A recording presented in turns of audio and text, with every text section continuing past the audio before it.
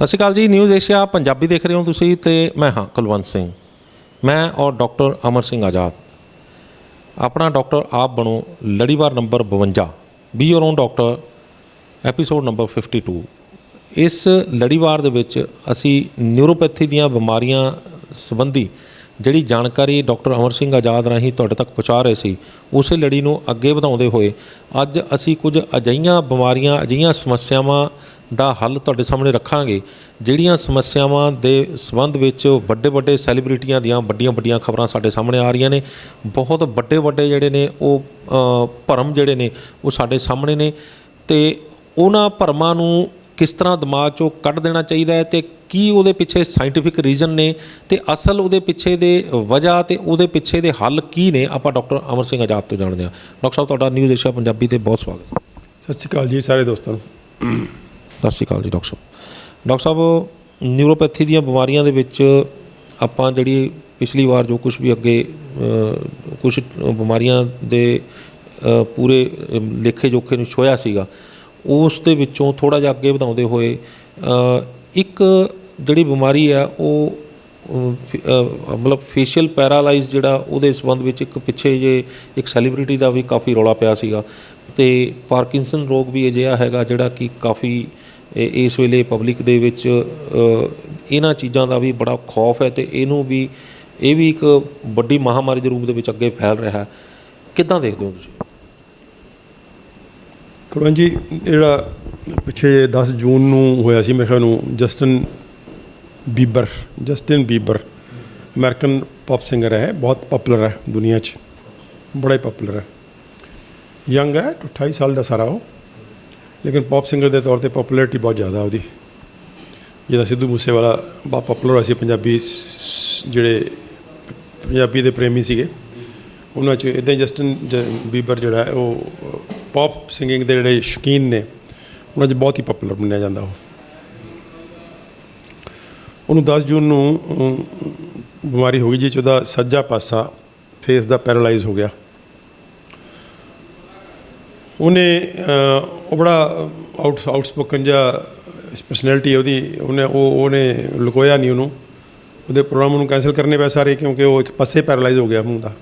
ਉਹਦੀ ਸਪੀਚ ਸਾਰੀ ਖਰਾਬ ਹੋ ਗਈ, ਚਿਹਰਾ ਵਿਗੜ ਗਿਆ ਉਹਦਾ, ਅੱਖ ਨਹੀਂ ਬੰਦ ਹੋ ਰਹੀ, ਮੂੰਹ ਇੱਕ ਪਾਸੇ ਨੂੰ ਇੱਧਰ ਨੂੰ ਜਾ ਰਿਹਾ, ਖੱਬੇ ਪਾਸੇ ਨੂੰ ਜਾ ਰਿਹਾ। ਉਹ ਸੱਜੇ ਪਾਸੇ ਪੈਰਾਲਾਈਜ਼ ਹੋ ਗਿਆ ਤਾਂ ਮੂੰਹ ਇੱਧਰ ਖਿੱਚਿਆ ਜਾ ਰਿਹਾ ਉਹਦਾ। ਜਦੋਂ ਵੀ ਬੋਲਦਾ ਉਹ ਮੂੰਹ ਐਂ ਕਰਕੇ ਹੋ ਜਾਂਦਾ ਉਹਦਾ। ਅੱਖ ਜਿਹੜੀ ਆ ਸੱਜੀ ਅੱਖ ਬਲਿੰਕ ਹੀ ਨਹੀਂ ਕਰ ਪਾ ਰਹੀ। तो फेशियल पैरालिसिस कहते हैं, बड़ी पुरानी बीमारी है और बड़ी आम बीमारी है। उन्होंने कहते लकवा, आप पंजाबी में कहते लकवा हो गया जी मैनू। तो उन्होंने फेशियल पैरालिसिस कहते हैं, आम तौर पर बेल्स पालसी। लेकिन इनू जो होया वो रामसे हंट सिंड्रोम है। ये फर्क जोड़ा है आप गल करांगे आप रामसे हंट सिंड्रोम तो बेल्स पालसी की फ़र्क है।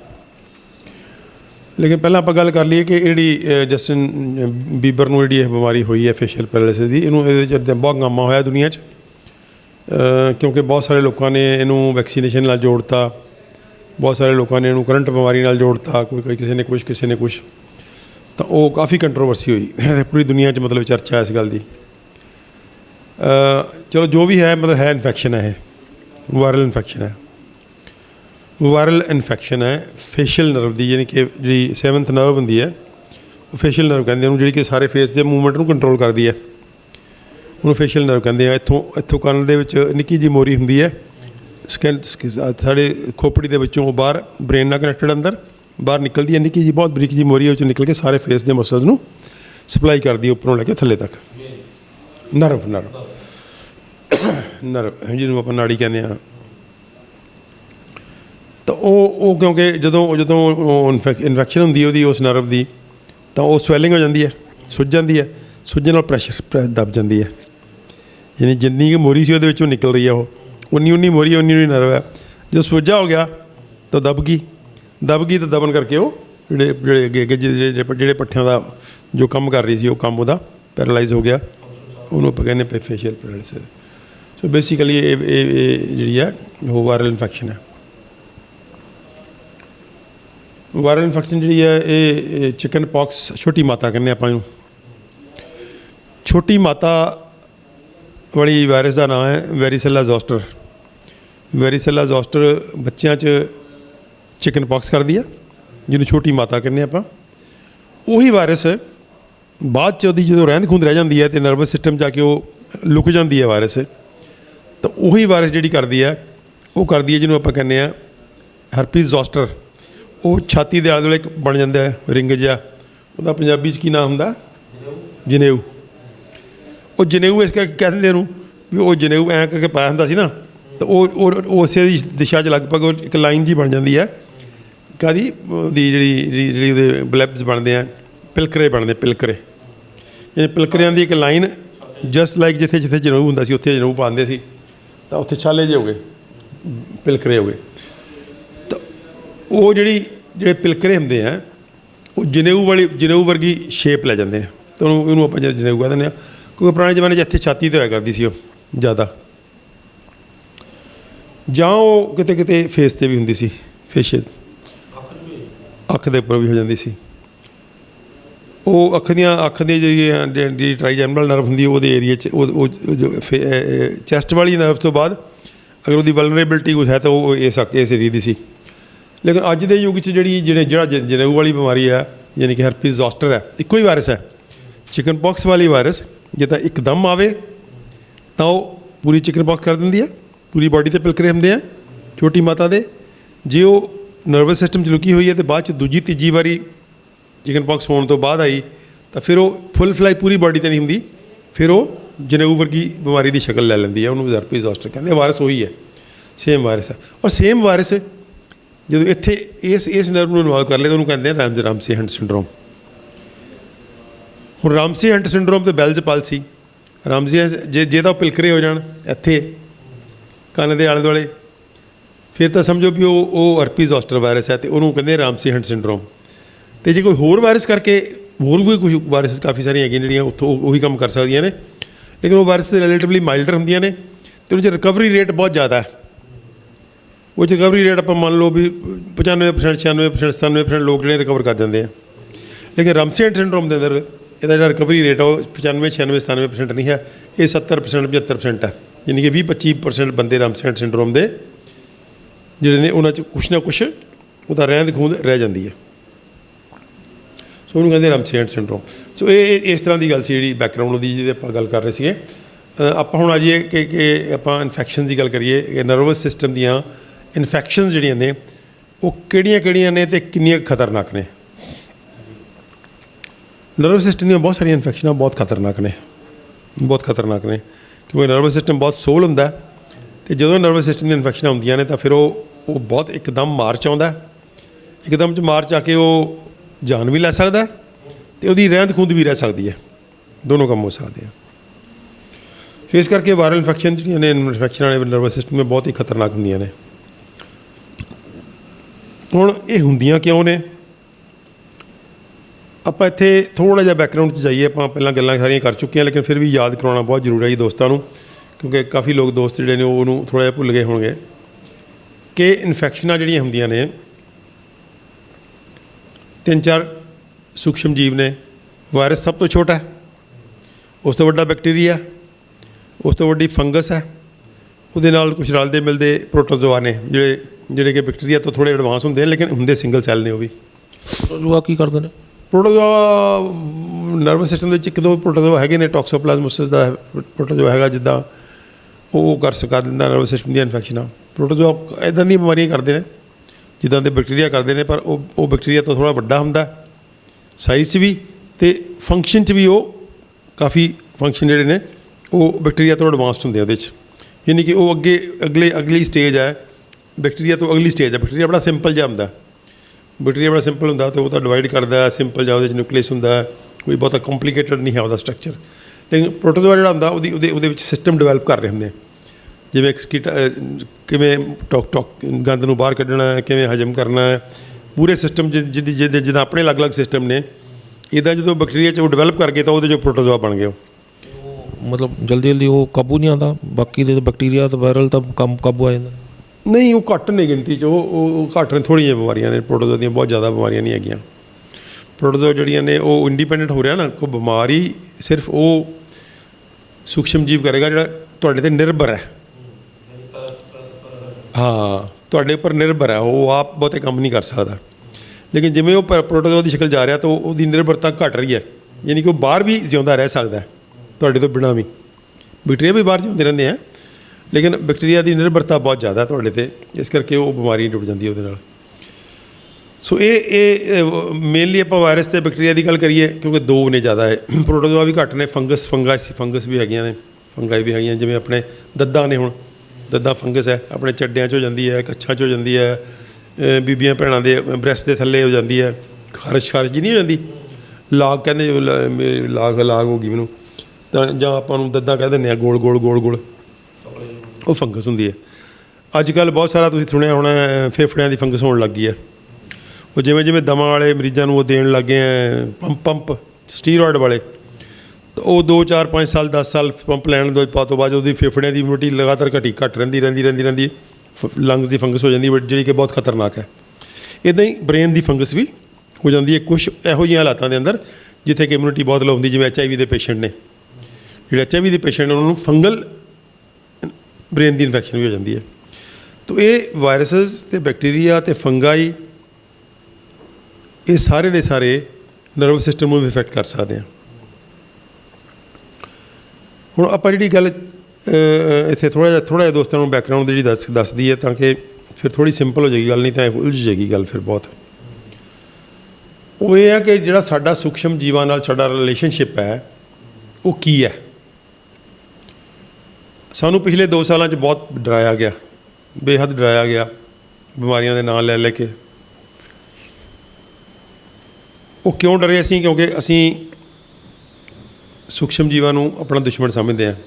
ਔਰ ਅਸੀਂ ਕੋਈ ਖਾਸ ਗੱਲ ਨਹੀਂ, ਜਿਹੜਾ ਮਾਡਰਨ ਮੈਡੀਕਲ ਸਿਸਟਮ ਹੈ ਉਹਨੇ ਹੀ ਸਾਨੂੰ ਪੜ੍ਹਾਇਆ ਕਿ ਜਿਹੜੇ ਸੂਖਸ਼ਮ ਜੀਵ ਹੁੰਦੇ ਆ, ਬੈਕਟੀਰੀਆ ਵਾਇਰਸ ਹੁੰਦੇ ਆ, ਦੁਸ਼ਮਣ ਹੁੰਦੇ ਆ,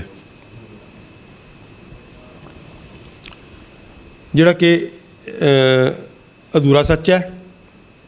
ਔਰ ਅਧੂਰਾ ਸੱਚ ਜਿਹੜਾ ਹੁੰਦਾ ਝੂਠ ਨਾਲੋਂ ਵੀ ਜ਼ਿਆਦਾ ਮਾੜਾ ਹੁੰਦਾ, ਕਿਉਂਕਿ ਅਧੂਰਾ ਸੱਚ ਹੋਣ ਦੀ ਦਿੱਖ ਦਿੰਦਾ, ਲੇਕਿਨ ਉਹ ਸੱਚ ਹੁੰਦਾ ਨਹੀਂ।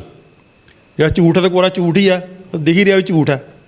ਸੱਚ ਹੈ ਜਿਹੜਾ ਪਿਓਰ ਸੱਚ ਹੈ ਤਾਂ ਸੱਚ ਹੈ, ਦਿਖ ਰਿਹਾ ਸੱਚ, ਲੇਕਿਨ ਜਿਹੜਾ ਵਿੱਚ ਵਿਚਾਲਾ ਜਿਹਾ ਹੁੰਦਾ ਨਾ, ਅੱਧਾ ਸੱਚ ਅਤੇ ਅੱਧਾ ਝੂਠ, ਉਹ ਬੜਾ ਖਤਰਨਾਕ ਹੁੰਦਾ, ਕਿਉਂਕਿ ਤੁਹਾਨੂੰ ਉਹਦੀ ਪਛਾਣ ਕਰਨੀ ਬੜੀ ਔਖੀ ਹੁੰਦੀ ਹੈ ਵੀ ਝੂਠ ਹੈ ਕਿ ਸੱਚ ਹੈ। ਤਾਂ ਇਹ ਇਹੋ ਜਿਹੀ ਸਥਿਤੀ 'ਚ ਸਾਨੂੰ ਪੁੱਟ ਕੀਤਾ ਗਿਆ ਹੈ ਮੈਡੀਕਲ ਪ੍ਰੋਫੈਸ਼ਨ ਵੱਲੋਂ ਕਿ ਬੈਕਟੀਰੀਆ ਵਾਇਰਸ ਤੁਹਾਡੇ ਦੁਸ਼ਮਣ ਹੁੰਦੇ ਆ। ਆਪਾਂ ਬਹੁਤ ਵਾਰੀ ਇਹ ਗੱਲ ਅੱਡ ਸ਼ਕਲਾਂ 'ਚ ਵੀਡੀਓ ਦੀ ਸ਼ਕਲ 'ਚ ਕਰ ਚੁੱਕੇ ਹਾਂ ਕਿ ਵਾਇਰਸ, ਬੈਕਟੀਰੀਆ ਜਾਂ ਹੋਰ ਸੂਖਸ਼ਮ ਜੀਵ ਜਿਹੜੇ ਨੇ ਉਹ ਕੁਦਰਤ ਦਾ ਹਿੱਸਾ ਨੇ, ਉਹ ਕੋਈ ਸਾਡੇ ਦੁਸ਼ਮਣ ਨਹੀਂ ਹੈਗੇ, ਉਹ ਕੁਦਰਤ ਦਾ ਪਾਰਟ ਐਂਡ ਪਾਰਸਲ ਨੇ। ਹਵਾ ਜਿਹੜੀ ਆਲੇ ਦੁਆਲੇ ਸਾਨੂੰ ਦਿਖ ਰਹੀ ਹੈ, ਸ਼ਾਇਦ ਨਹੀਂ ਦਿਖ ਨਹੀਂ ਰਹੀ, ਮਤਲਬ ਖਲਾ 'ਚ ਦਿਖ ਰਹੀ ਹੈ, ਇਹ ਪੂਰੀ ਬੈਕਟੀਰੀਆ ਨਾਲ ਭਰੀ ਹੋਈ ਹੈ, ਬੈਕਟੀਰੀਆ, ਫੰਗਾਈ ਔਰ ਵਾਇਰਸਿਸ ਨਾਲ। ਪਾਣੀ ਜਿੱਥੇ ਮਰਜ਼ੀ ਹੋਵੇ, ਚਾਹੇ ਉਹ ਧਰਤੀ ਉੱਪਰ ਵਗਦਾ ਪਾਣੀ ਹੈ, ਉਹ ਤਾਂ ਹੁੰਦਾ ਹੀ ਹੈ ਬੈਕਟੀਰੀਆ ਨਾਲ ਫੁੱਲ ਆਫ। ਈਵਨ ਧਰਤੀ ਹੇਠਲਾ ਪਾਣੀ ਵੀ ਦੇ ਅੰਦਰ ਵੀ ਕਿਸੇ ਨਾ ਕਿਸੇ ਸ਼ਕਲ 'ਚ ਉਹ ਸੂਖਸ਼ਮ ਜਿਹੜੇ ਜੀਵ ਨੇ ਪਹੁੰਚ ਜਾਂਦੇ ਆ। ਸੋ ਹਵਾ, ਪਾਣੀ, ਮਿੱਟੀ 'ਚ ਵੀ ਕਹਿੰਦੇ 1 ਗ੍ਰਾਮ ਮਿੱਟੀ 'ਚ 33 ਕਰੋੜ ਦੇਵਤਾ ਨੇ। ਉਹਦੇ ਪੁਰਾਣਾ ਹਿੰਦੂਆਂ ਦਾ ਬਣਿਆ ਨਾ 33 ਕਰੋੜ ਦੇਵਤਾ, ਉਹ 33 ਕਰੋੜ ਦੇਵਤਾ 1 ਗ੍ਰਾਮ ਮਿੱਟੀ 'ਚ ਨੇ, ਇੰਨੇ ਜ਼ਿਆਦਾ ਨੇ। ਇਹਦਾ ਮਤਲਬ ਹੈ ਕਿ ਕੋਈ ਵੀ ਕੁਦਰਤੀ ਸਾਧਨ, ਚਾਹੇ ਉਹ ਹਵਾ, ਚਾਹੇ ਪਾਣੀ ਹੈ, ਚਾਹੇ ਮਿੱਟੀ ਹੈ, 3 ਹੀ ਨੇ ਨਾ ਮੇਨਲੀ। ਨਾ ਤਾਂ 3 ਜਿਹੜੇ ਨੇ ਇਹਨਾਂ ਸੂਖਸ਼ਮ ਜੀਵਾਂ ਤੋਂ ਮੁਕਤ ਨੇ, ਅਤੇ ਨਾ ਇਹਨਾਂ ਤੋਂ ਬਣਿਆ ਹੋਇਆ ਕੋਈ ਵੀ ਜੀਵਨ ਜਾਂ ਕੋਈ ਵੀ ਪਦਾਰਥ ਇਹਨਾਂ ਸੂਖਸ਼ਮ ਜੀਵਾਂ ਤੋਂ ਮੁਕਤ ਹੁੰਦਾ। ਸੋ ਹਰ ਛੋਟੇ ਤੋਂ ਛੋਟਾ ਜੀਵ ਸਣੇ ਸਾਡਾ ਮਨੁੱਖੀ ਸਰੀਰ full of virus, bacteria, fungi, protozoa ਨਾਲ ਭਰਿਆ ਹੁੰਦਾ। ਹੁਣ ਜੇ ਇਹ ਭਰਿਆ ਹੋਇਆ ਹੈ ਤਾਂ ਇਹਦਾ ਸਾਡੇ ਨਾਲ ਰਿਸ਼ਤਾ ਕੀ ਹੈ? ਆਫਟਰ ਆਲ ਐਵੇਂ ਤਾਂ ਨਹੀਂ ਕੁਦਰਤ ਨੇ ਪਾ ਰੱਖੇ ਸਾਡੇ 'ਚ, ਕੋਈ ਬੌਲਾ ਤਾਂ ਨਹੀਂ ਹੋ ਰਿਹਾ ਪਰਮਾਤਮਾ, ਜਾਂ ਕੁਦਰਤ ਬੌਲੀ ਥਰੋ ਹੈ ਵੀ ਉਹਨੇ ਪਾਣੀ 'ਚ ਵੀ ਪਾਤੇ, ਉਹਨੇ ਹਵਾ 'ਚ ਵੀ ਪਾਤੇ, ਉਹਨੇ ਮਿੱਟੀ 'ਚ ਵੀ ਪਾਤੇ, ਸਾਡੇ ਸਰੀਰਾਂ 'ਚ ਵੀ ਪਾਤੇ, ਕਿਸੇ ਬਿਨਾਂ ਮਤਲਬ ਤੋਂ। ਇੱਦਾਂ ਕੁਛ ਵੀ ਨਹੀਂ ਹੁੰਦਾ। ਕੁਦਰਤ ਦੇ ਅੰਦਰ ਜੋ ਕੁਛ ਵੀ ਹੈ ਉਹਦਾ ਕੁਛ ਮਤਲਬ ਹੈ, ਉਹਦਾ ਕੁਛ ਰੋਲ ਹੈ। ਕੁਦਰਤ ਦੇ ਅੰਦਰ ਹਰ ਛੋਟੇ ਤੋਂ ਛੋਟੀ ਜੀਵ ਦਾ, ਹਰ ਛੋਟੇ ਤੋਂ ਛੋਟੇ ਚੀਜ਼ ਦਾ, ਹਰ ਛੋਟੀ ਆਈਟਮ ਦਾ ਆਪਣਾ ਇੱਕ ਗਿਵਨ ਮਕਸਦ ਹੈ ਜੋ ਕੁਦਰਤ ਨੇ ਉਹਨੂੰ ਦਿੱਤਾ ਰੋਲ, ਉਹ ਰੋਲ ਨਿਭਾਉਣਾ ਹੁੰਦਾ ਉਹਨੇ। ਹੁਣ ਇਹਨਾਂ ਸੂਖਸ਼ਮ ਜੀਵਾਂ ਦਾ ਰੋਲ ਕੀ ਹੈ? ਆਪਾਂ ਬੜੀ ਵਾਰੀ ਗੱਲ ਕਰ ਚੁੱਕੇ ਹਾਂ ਕਿ ਸੂਖਸ਼ਮ ਜੀਵ ਸਾਡੇ ਲਈ ਬ੍ਰਹਮਾ, ਵਿਸ਼ਨੂੰ ਅਤੇ ਮਹੇਸ਼ ਨੇ। ਬ੍ਰਹਮਾ ਨੇ ਕਿਉਂਕਿ ਇਹਨਾਂ ਤੋਂ ਜੀਵਨ ਪੈਦਾ ਹੁੰਦਾ। ਇਹਨਾਂ ਨੇ ਸ਼ੁਰੂ 'ਚ ਜਦੋਂ ਇਹ ਵੱਡਾ ਜੀਵਨ ਨਹੀਂ ਸੀਗਾ, ਉਹਨੂੰ ਜੀਵਨ ਨੂੰ ਪੈਦਾ ਕਰਨ 'ਚ ਆਪਣਾ ਰੋਲ ਨਿਭਾਇਆ, ਔਰ ਹੁਣ ਵੀ ਜਦੋਂ ਜੀਵਨ ਪਲ ਰਿਹਾ ਹੈ ਉਦੋਂ ਵੀ ਉਹ ਬ੍ਰਹਮਾ ਦਾ ਰੋਲ ਪਲੇ ਕਰਦੇ ਆ, ਕਿਉਂਕਿ ਸਾਡੇ ਅੰਦਰ ਕਰੋੜਾਂ ਕਰੋੜ ਸੈੱਲ ਮਰਦੇ ਆ ਰੋਜ਼, ਕਰੋੜਾਂ ਕਰੋੜ ਬਣਦੇ ਆ।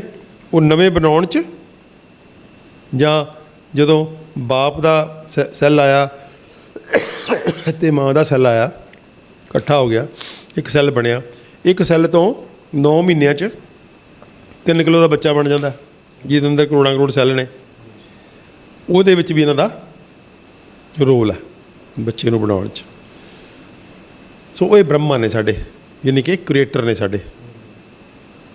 ਇਹ ਕ੍ਰੀਏਸ਼ਨ ਕਰਦੇ ਆ, ਇਹ ਜਿੱਥੇ ਵੀ ਬੈਠੇ ਹੋਣਗੇ ਕ੍ਰੀਏਸ਼ਨ ਕਰਦੇ ਰਹਿਣਗੇ। ਹਵਾ 'ਚ ਨੇ ਤਾਂ ਵੀ, ਪਾਣੀ 'ਚ ਨੇ ਤਾਂ ਵੀ, ਮਿੱਟੀ 'ਚ ਨੇ ਤਾਂ ਵੀ, ਪੌਦਿਆਂ 'ਚ, ਪੇੜ ਪੌਦਿਆਂ 'ਚ ਨੇ ਤਾਂ ਵੀ, ਸਾਡੇ ਸਰੀਰ 'ਚ ਨੇ ਤਾਂ ਵੀ।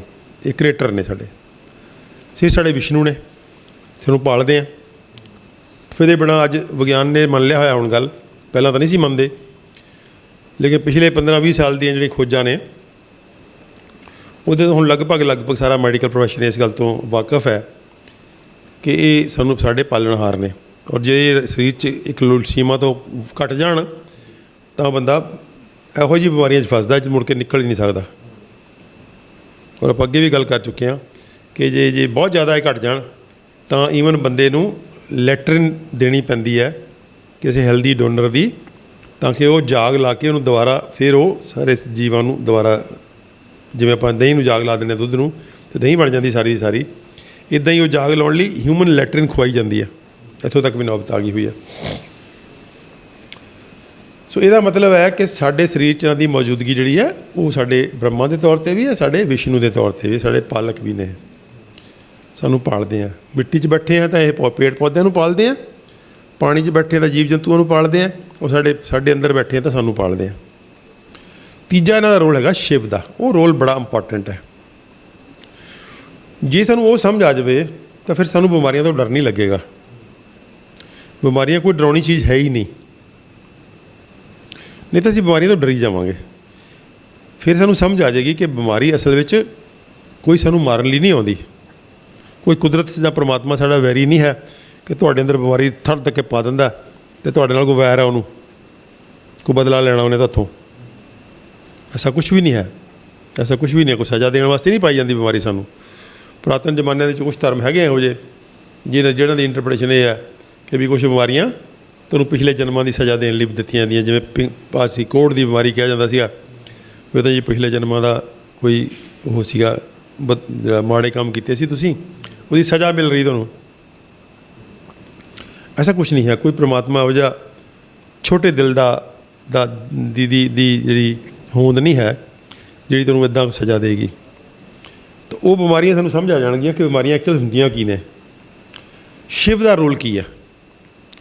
ਸ਼ਿਵ ਦਾ ਰੋਲ ਕਹਿੰਦਾ ਹੈ ਕਿ ਇਹਨਾਂ ਸੂਖਸ਼ਮ ਜੀਵਾਂ ਨੂੰ ਕੁਦਰਤ ਨੇ ਇੱਕ ਰੋਲ ਦਿੱਤਾ ਹੈ ਕਿ ਜਦੋਂ ਇਸ ਜੀਵ ਦੀ ਉਮਰ ਪੂਰੀ ਹੋ ਗਈ, ਇਹਨੇ ਆਪਣੀ ਉਮਰ ਭੋਗ ਲਈ, ਤਾਂ ਹੁਣ ਇਹਨੂੰ ਵਾਪਸ 3 ਤੱਤਾਂ 'ਚ, 5 ਤੱਤਾਂ ਕਹਿ ਲਓ, 3 ਤੱਤ ਹੋ ਗਏ ਪਦਾਰਥ, ਹਵਾ, ਪਾਣੀ ਅਤੇ ਮਿੱਟੀ, ਔਰ 2 ਹੋ ਗਏ ਪਦਾਰਥ ਨਹੀਂ, ਊਰਜਾ, ਆਕਾਸ਼, ਊਰਜਾ ਦਾ ਭਰਿਆ ਹੋਇਆ, ਆਕਾਸ਼ ਔਰ ਊਰਜਾ। ਸੋ 5 ਤੱਤਾਂ ਦਾ ਪੁਤਲਾ ਇਹ 5 ਤੱਤਾਂ ਤੋਂ ਬਣਿਆ ਹੋਇਆ। ਇਹਦਾ ਜਦੋਂ ਉਮਰ ਪੂਰੀ ਹੋ ਗਈ ਹੈ ਤਾਂ ਇਹਨੂੰ ਵਾਪਸ 5 ਤੱਤਾਂ 'ਚ ਵਾਪਸ ਲੈ ਕੇ ਜਾਣਾ। ਹੁਣ ਉਹਦੇ ਲਈ ਇੱਕ ਦੇਵਤਾ ਰੂਪ ਸ਼ਿਵ ਪਾਇਆ ਹੋਇਆ ਸਾਡੇ ਅੰਦਰ ਕਿ ਜਦੋਂ ਇਹ ਬੰਦੇ ਦੀ ਇਸ ਵਿਅਕਤੀ ਦੀ, ਇਸ ਕਿਸੇ ਵੀ ਜੀਵ ਦੀ, ਜਿਹੜਾ ਜੀਵ ਵੱਡਾ ਉਹਦੀ ਉਮਰ ਪੂਰੀ ਹੋ ਗਈ ਤਾਂ ਉਹਨੂੰ ਵਾਪਸ 5 ਤੱਤਾਂ 'ਚ ਮਿਲਾਉਣਾ, ਕਿਉਂਕਿ ਇੱਦਾਂ ਹੀ ਜੀਵਨ ਦਾ ਸਾਈਕਲ ਚੱਲਦਾ, ਨਹੀਂ ਇਹਦੇ ਬਿਨਾਂ ਚੱਲ ਨਹੀਂ ਸਕਦਾ। ਮੌਤ ਜਿਹੜੀ ਹੈ ਉਹ ਜੀਵਨ ਦਾ ਇੱਕ ਪਾਸਾ ਹੈ, ਇੱਕੋ ਸਿੱਕਾ ਹੈ। ਇੱਕ ਪਾਸੇ ਜੀਵਨ ਹੈ, ਦੂਸਰੇ ਪਾਸੇ ਮੌਤ ਹੈ। ਮੌਤ ਤੋਂ ਬਿਨਾਂ ਜੀਵਨ ਸੰਭਵ ਨਹੀਂ ਹੈ, ਕਿਉਂਕਿ ਮੌਤ ਨਵੇਂ ਲਈ ਜਗ੍ਹਾ ਬਣਾਉਂਦੀ ਹੈ। ਤਾਂ ਉਹ ਜਗ੍ਹਾ ਕਿਹਨੇ ਬਣਾਉਣੀ ਹੁੰਦੀ ਹੈ? ਉਹ ਹੈ ਸ਼ਿਵ ਰੋਲ। ਸ਼ਿਵ ਰੋਲ ਆ ਉਹ ਰੋਲ ਵੀ ਕੁਦਰਤ ਨੇ ਇਹਨਾਂ ਜੀਵਾਂ ਨੂੰ, ਸੂਖਸ਼ਮ ਜੀਵਾਂ ਨੂੰ ਦਿੱਤਾ ਹੋਇਆ। ਹੁਣ ਸੂਖਸ਼ਮ ਜੀਵਾਂ ਦਾ ਤਾਂ ਤੁਹਾਡੇ ਨਾਲ ਕੋਈ ਬਦਲਾ ਲੈਣ ਦੀ ਇੱਛਾ ਨਹੀਂ ਹੈ। ਕੁਦਰਤ ਨੇ, ਪਰਮਾਤਮਾ ਨੇ ਜੋ ਵੀ ਕੰਟਰੋਲ ਕਰਦਾ ਉਹਨੂੰ ਕੁਛ ਨਾ ਦੇ ਲਓ, ਉਹਨਾਂ ਨੇ ਉਹਨੂੰ ਇੱਕ ਰੋਲ ਦਿੱਤਾ ਕਿ ਜਦੋਂ ਇਹ ਜੀਵ ਆਪਣੀ ਉਮਰ ਪੂਰੀ ਕਰ ਲੈ ਤੈਨੂੰ 5 ਤੱਤਾਂ 'ਚ ਵਾਪਸ ਮਿਲਾਉਣਾ। ਜਦੋਂ ਇਹ ਰੋਲ ਹੈਗਾ ਤਾਂ ਜਦੋਂ ਤੁਹਾਡਾ ਸਰੀਰ ਇਹ ਇੰਡੀਕੇਸ਼ਨ ਦੇਣ ਲੱਗ ਜਾਂਦਾ ਹੈ, ਉਹ ਕਮਜ਼ੋਰ ਪੈਣ ਲੱਗ ਜਾਂਦਾ ਹੈ, ਉਹਦੀ ਇਮਿਊਨਿਟੀ ਘਟ ਜਾਂਦੀ ਹੈ, ਉਹਦੀ ਫਿਜ਼ੀਓਲੋਜੀ ਦਾ ਕੰਮਕਾਰ ਜਿਹੜਾ ਉਹ ਸਲੋ ਹੋ ਜਾਂਦਾ ਹੈ, ਸਲੱਗਿਸ਼ ਹੋ ਜਾਂਦਾ ਹੈ, ਤਾਂ ਇੰਡੀਕੇਸ਼ਨ ਜਾਣ ਲੱਗ ਜਾਂਦੀਆਂ ਨੇ ਕਿ ਇਹ ਵਿਅਕਤੀ, ਉੱਥੇ ਕੋਈ ਕੈਲੰਡਰ ਨਹੀਂ ਹੈ, ਕੁਦਰਤ ਦੇ ਅੰਦਰ ਕੋਈ ਡੇਟਾਂ ਨਹੀਂ ਲਿਖ ਕੇ ਰੱਖੀਆਂ ਵੀ ਇਹ ਬੰਦਾ ਫਲਾਣੀ ਡੇਟ ਨੂੰ ਜੰਮਿਆ ਸੀ ਅਤੇ ਹੁਣ ਇਹਨੇ ਫਲਾਣੀ ਡੇਟ ਨੂੰ ਮਰਨਾ, ਇੱਦਾਂ ਦਾ ਕੁਛ ਨਹੀਂ ਹੈ। ਉਹਦੇ ਅੰਦਰ ਤਾਂ ਤੁਹਾਡੀ ਬਾਇਓਲੋਜੀ ਦੀ ਉਮਰ ਦੇਖਣੀ ਉਹਨਾਂ ਨੇ ਕਿ ਤੁਹਾਡੇ ਸਰੀਰ ਦੀ ਫੰਕਸ਼ਨਿੰਗ ਜਿਹੜੀ ਹੈ, ਬੱਚੇ ਦੀ ਫੰਕਸ਼ਨਿੰਗ ਡਿਫਰੈਂਟ ਹੁੰਦੀ ਹੈ, ਜਵਾਨ ਦੀ ਫੰਕਸ਼ਨਿੰਗ ਡਿਫਰੈਂਟ ਹੁੰਦੀ ਹੈ, ਮਿਡਲ ਏਜ ਦੀ ਡਿਫਰੈਂਟ ਹੈ, ਬੁਢਾਪੇ ਦੀ ਡਿਫਰੈਂਟ ਹੈ, ਬਹੁਤ ਬੁੱਢਾ ਹੋ ਗਿਆ ਤਾਂ ਫਿਰ ਬਿਲਕੁਲ ਡਿਫਰੈਂਟ ਹੋ ਜਾਂਦੀ ਹੈ।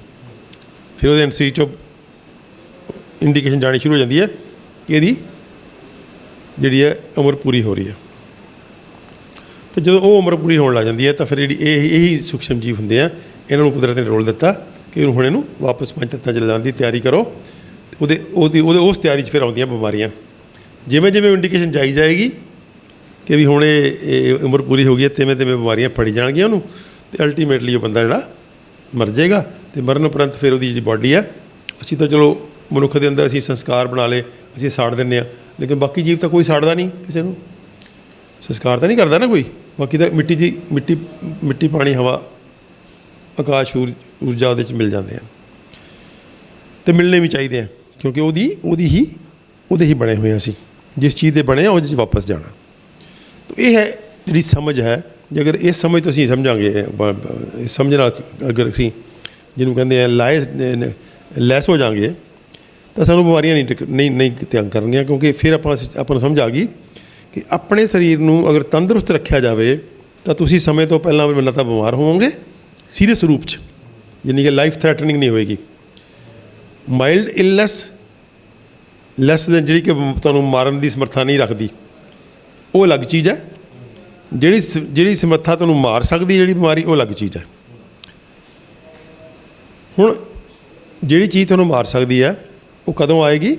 ਜਦੋਂ ਤੁਹਾਡੀ ਉਮਰ ਪੂਰੀ ਹੋਗੀ, ਉਦੋਂ ਆਉਣਗੀਆਂ ਕਿਸੇ ਨਾ ਕਿਸੇ ਸ਼ਕਲ 'ਚ, ਕਿਉਂਕਿ ਉਹ ਇੱਕ ਅਸੂਲ ਹੈ, ਪ੍ਰਿੰਸੀਪਲ ਹੈ ਕਿ ਹੁਣ ਇਸ ਜੀਵ ਨੇ ਮਰਨਾ ਹੈ। ਉਸ ਤੋਂ ਥੱਲੇ ਬਿਮਾਰੀ ਕੀ ਹੈ? ਉਸ ਤੋਂ ਥੱਲੇ ਬਿਮਾਰੀ ਇਸ ਗੱਲ ਦੀ ਇੰਡੀਕੇਸ਼ਨ ਹੈ ਕਿ ਤੁਹਾਡਾ ਸਰੀਰ ਕਮਜ਼ੋਰ ਪੈ ਰਿਹਾ ਸੀਗਾ, ਤੁਹਾਨੂੰ ਕੁਦਰਤ ਨੇ ਇੱਕ ਬਿਮਾਰੀ ਦਿੱਤੀ, ਉਹ ਬਿਮਾਰੀ ਨੇ ਤੁਹਾਨੂੰ ਫਿਰ ਚੱਕ ਕੇ ਨਵੀਨੀਕਰਨ ਕਰਤਾ ਤੁਹਾਡਾ। ਬਹੁਤ ਬਿਮਾਰੀਆਂ ਦਾ ਰੋਲ ਇਹੀ ਆ ਐਕਚੁਅਲੀ, ਜਿਹਨੂੰ ਅਸੀਂ ਬਿਮਾਰੀਆਂ ਨੂੰ ਜੀਆਂ ਨਹੀਂ ਕਹਿੰਦੇ, we should welcome the diseases. ਬਿਮਾਰੀ ਆਈ, ਇਹਦਾ ਮਤਲਬ ਤੁਸੀਂ ਆਪਣੇ ਆਪ ਨੂੰ ਕਮਜ਼ੋਰ ਕਰ ਲਿਆ ਸੀਗਾ ਕਿ ਕੋਈ ਗਲਤੀਆਂ ਕਰਕੇ, ਹੁਣ ਤੁਹਾਨੂੰ ਇਹ ਬਿਮਾਰੀ ਆਈ ਹੈ, ਜਿਵੇਂ ਵਾਇਰਲ ਹੋਣਾ, ਜ਼ੁਕਾਮ ਹੋਣਾ, ਪੇਟ ਖਰਾਬ ਹੋਣਾ, ਸਪੋੜਾ ਫਿੰਸੀ ਹੋਣਾ, ਛੋਟੀਆਂ ਮੋਟੀਆਂ ਜਿੰਨੀਆਂ ਫੀਵਰ ਬੁਖਾਰ ਹੋ ਜਾਣਾ ਕੋਈ ਥੋੜ੍ਹਾ ਬਹੁਤਾ।